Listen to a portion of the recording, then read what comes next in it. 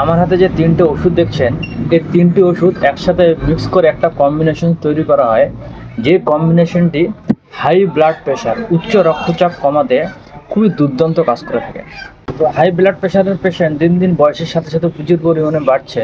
হোমিওপ্যাথিতে, অ্যালোপ্যাথিতে কী হয়, যাবজ্জীবন মেডিসিন খেতে হয়, তবুও কিছু কিছু ক্ষেত্রে কী হয়, যখন আপনি ওষুধ খাচ্ছেন কিছুদিন কন্ট্রোল থাকছে, আবার ওষুধ চলাকালীনই আবার প্রেশার হাই হয়ে যাচ্ছে। তো সারা জীবন ধরে ওষুধ খাচ্ছেন, ঠিক হচ্ছে না, কন্ট্রোল হচ্ছে না, বিভিন্ন ইস্যু দেখা দেয়। তো এই ক্ষেত্রে এই তিনটি মেডিসিনের কম্বিনেশন আপনারা একবার ব্যবহার করে দেখতে পারেন। আমি প্রায় প্রেসক্রাইব করে থাকি, অনেক পেশেন্টস অনলাইনে দেখেছি এই কম্বিনেশনটা আমি প্রেসক্রাইব করেছি এবং ভালো রেজাল্টস পেয়েছি। আমি যার ফিডব্যাক আমি প্রায় আপনাদের শেয়ার করি। সো খুবই পারফেক্ট একটি কম্বিনেশন এটি। আপনারা মেডিসিনগুলি তিনটি শুনলেই বুঝতে পেরে যাবেন। এক নম্বর যে মেডিসিন আছে সেটা হচ্ছে প্যাসিফ্লোরা। আপনাদের কিনে আনতে হবে প্যাসিফ্লোরা, আপনাদের মাদার টিনচারে কিনে আনতে হবে। প্যাসিফ্লোরার কাজ কি? আপনার যে টেনশন, উদ্বিগ্নের কারণে ঘুম যদি কম হয়, যদি ঘুম ঠিকঠাকভাবে না হয়, সেই ঘুমটাকে নর্মাল করতে এটি ভালো কাজ করে থাকে। আর আপনারা সবাই জানেন, কোনো পেশেন্টের যদি ঘুম প্রপার না হয় সেক্ষেত্রে তার প্রেশার কন্ট্রোল হবে না। সেই জন্য এই ঘুমটাকে এটা নর্মাল করবে এবং ধীরে ধীরে প্রেশারটাকে কন্ট্রোল করতে সাহায্য করে। 2 নম্বর মেডিসিন সেটা হচ্ছে ক্রেডাস। ক্রেডাসও আপনাদের মাদার টিনচার ফার্মে কিনে আনতে হবে। এটির কাজ কি? দেখবেন যাদের হাই ব্লাড প্রেশারের সমস্যা হয় তারা দেখবেন বুক প্রচণ্ড পালপিটেশন বেড়ে যায়, বুক ধড়ফড় করে, একটা আনকমফোর্টেবল, বুকের মধ্যে একটা ডিজিনেস মনে হয়, দম ভারী হয়ে যায়, শ্বাসকষ্ট ধাক্কা দেয়, এমন একটা কিছু সিমটমস লক্ষ্য করে। সেই হার্টকে মজবুত করতে অ্যাজ এ হার্ট টনিক হিসেবে বুকের যে পালপিটেশনটা আছে সেই পালপিটেশনসটাকে ঠিক করতে এটি ভালো কাজ করে থাকে। আর আপনারা সবাই জানেন হাই ব্লাড প্রেশার হার্টেরই একটা রোগ এবং সেই হার্টের টনিক হিসেবে এটা কাজ করে থাকে এবং ব্লাড প্রেশারকে কন্ট্রোল রাখতে সাহায্য করে। আর 3 নম্বর যে মেডিসিনটা সেটা হচ্ছে রাউলফিয়া সার্পেন্টাইনা। এটিও আপনারা সবাই জানেন, এটি হাই ব্লাড প্রেশারকে কন্ট্রোল করতে, নর্মাল করতে খুবই দুর্দান্ত কাজ করে থাকে। হাই ব্লাড প্রেশারের উপর খুবই ভালো কাজ করে থাকে প্রেশারকে কন্ট্রোল করতে। তো এই তিনটি মেডিসিন আপনাদের কিনে আনতে হবে। SBL, WSA, ডক্টর র্যাকব্যাক, যে কোনো কোম্পানি আপনারা কিনে আনতে পারেন, যে কোনো হোমিওপ্যাথিক ফার্মেসিতে আপনারা খুবই সহজে পেয়ে যাবেন।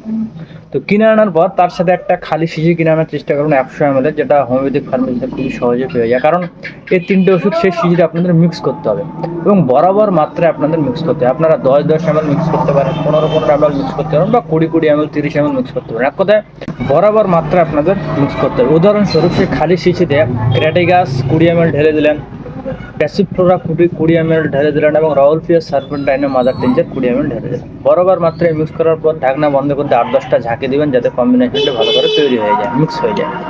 তারপর এটা খাওয়ার নিয়ম কেমন না, নিয়মটা খুবই জরুরি। জেনারেলি খাওয়ার নিয়ম হচ্ছে সামান্য জলের সাথে, মোটামুটি হাফ কাপের মতন জল নিয়ে ওষুধটি 20 ফোঁটা দিয়ে দিনে 3 বার করে খেতে হবে, খালি পেটে খেতে হবে।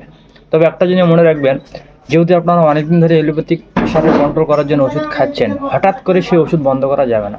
কারণ এই কম্বিনেশনটা একটু কাজ করতে বা প্রেশারটাকে কন্ট্রোল করতে একটু সময় নিতে পারে।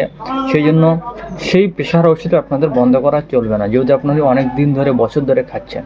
আর যদি না খেয়ে দেন, শুরু থেকে আপনারা এটা ব্যবহার করতে পারেন, ভালো রেজাল্ট পাবেন। যদি অলরেডি খাচ্ছেন বছরের পর বছর ধরে, সেক্ষেত্রে শুরুতেই একবারে বন্ধ করা যাবে না। মনে করুন যেখানে আপনি রেগুলার প্রেশার ট্যাবলেট খাচ্ছেন, রেগুলারই খাবেন, তার সাথে এই কম্বিনেশনটি দিনে 3 বার করে খাবেন। তারপর সেই এলোপ্যাথি প্রেশার ট্যাবলেটটা আপনারা একটু 1 দিন বা 2 দিন পর পর গ্যাপ দিয়ে একবার করে খাবেন, আর এটা আগের নিয়মে চলতে থাকবে। তারপর 2-3 দিন পর পর গ্যাপ দিয়ে এলোপ্যাথির একটা করে ট্যাবলেট খাবেন 2-3 দিন পর পর, তারপর এটা রেগুলার চলতে থাকবে। তারপর 5-6 দিন সপ্তাহে একটা করে ট্যাবলেট খাবেন এবং এই ওষুধটা একই নিয়মে কম্বিনেশন দিনে 3 বার করে চলতে থাকবে। এইভাবে আপনাদের ধীরে ধীরে বন্ধ করতে হবে এবং অবশ্যই প্রতি সপ্তাহে প্রেশারটা চেক করতে হবে যে ওই ওষুধটা যে বন্ধ হয়ে যাচ্ছে এবং এই ওষুধটা যে আপনি চালাচ্ছেন, এই ওষুধ খাওয়ার পর আপনার প্রেশারটা কতটা কন্ট্রোলে থাকছে। যদি কন্ট্রোল থাকে তো সেই ওষুধ অটোমেটিক্যালি ধীরে ধীরে বন্ধ হয়ে যাবে এবং এই ওষুধটা কন্টিনিউ চলবে, টানা মাসের পর মাস চলবে। আশা করা যায় যদি বেশি পুরনো সমস্যা না হয় এবং বেশি বয়সী যদি না হয়, 50-55 যদি বয়স হয়, নিচে যদি বয়স হয়, ম্যাক্সিমাম ক্ষেত্রে প্রেশার পুরোপুরিভাবে ঠিক হয়ে যায়। মোটামুটি টানা খাবেন এবং যদি ঠিক হয়ে যায় আচমকা বন্ধ করাও যাবে না, ধীরে ধীরে আপনাদের একইভাবে বন্ধ করতে হবে।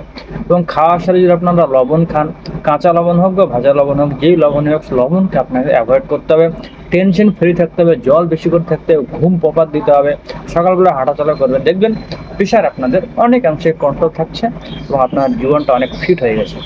সো এই কম্বিনেশনটা আপনারা ব্যবহার করে দেখতে পারেন। আমি প্রায় ব্যবহার করে দেখি, ভালো রেজাল্টস পাই। So thank you so much.